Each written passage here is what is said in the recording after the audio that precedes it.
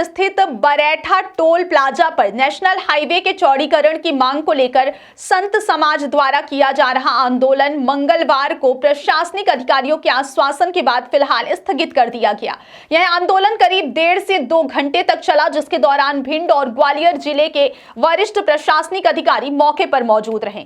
किसी भी अप्रिय स्थिति से निपटने के लिए भारी पुलिस बल तैनात किया गया था ताकि कानून व्यवस्था बनी रहे। आंदोलन के स्थगित होते ही टोल प्लाजा पर वाहनों से दोबारा टोल वसूली शुरू कर दी गई। प्रशासनिक अधिकारियों ने संत समाज को भरोसा दिलाया कि नेशनल हाईवे चौड़ीकरण से संबंधित पूरा प्रस्ताव पहले ही सरकार को भेजा जा चुका है। अधिकारियों के अनुसार आगामी 7 से 8 महीनों के भीतर DPR यानी डिटेल्ड प्रोजेक्ट रिपोर्ट तैयार कर ली जाएगी। इसके बाद भूमि अधिग्रहण की प्रक्रिया शुरू की जाएगी और आवश्यक अधिसूचनाएं जारी की जाएंगी। प्रशासन ने आश्वासन दिया कि इस परियोजना को प्राथमिकता के आधार पर आगे बढ़ाया जाएगा ताकि क्षेत्र में बढ़ते सड़क हादसों पर लगाम लगाई जा सके। प्रशासन के इस आश्वासन के बाद संत समाज ने अपने सांकेतिक आंदोलन को विराम देने का घोषणा की।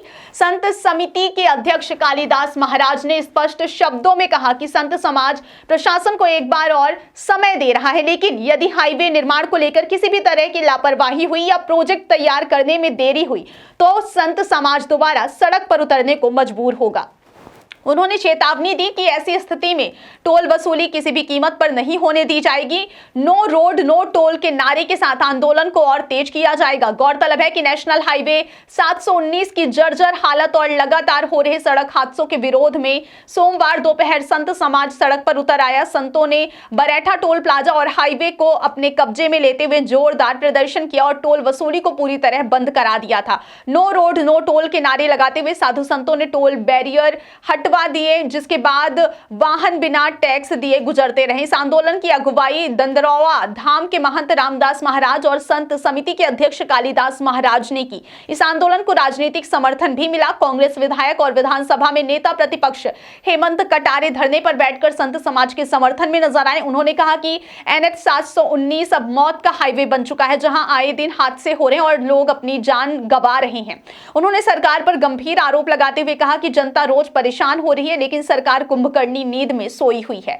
जब तक सड़क की हालत नहीं सुधरती तब तक टोल वसूली का कोई औचित्य नहीं है और संतों की नो रोड नो टोल की मांग पूरी तरह जायज है। संत समाज का आरोप है कि करीब 7 महीने पहले वे दिल्ली जाकर केंद्रीय सड़क परिवहन मंत्री नितिन गडकरी से मिले थे। उस बैठक में केंद्रीय मंत्री ज्योतिरादित्य सिंधिया भी मौजूद थे और हाईवे विस्तार को लेकर संत समाज को आश्वासन दिया गया था। बताया गया कि नितिन गडकरी ने अधिकारियों को फटकार लगाते हुए पहले सड़क निर्माण और फिर टोल वसूली की बात कही थी। अधिकारियों ने 2028 तक परियोजना पूरी करने का दावा किया था, लेकिन 7 महीने बीत जाने के बावजूद जमीनी स्तर पर कोई काम शुरू नहीं हुआ। संत समिति के अध्यक्ष कालीदास महाराज ने बताया कि पिछले 2 वर्षों से इस हाईवे पर सैकड़ों लोग और गौवंश अपनी जान गंवा चुके हैं। आए दिन हादसे हो रहे हैं, लेकिन स्थानीय सांसद और विधायक इस गंभीर समस्या को सदन में प्रभावी ढंग से नहीं उठाते।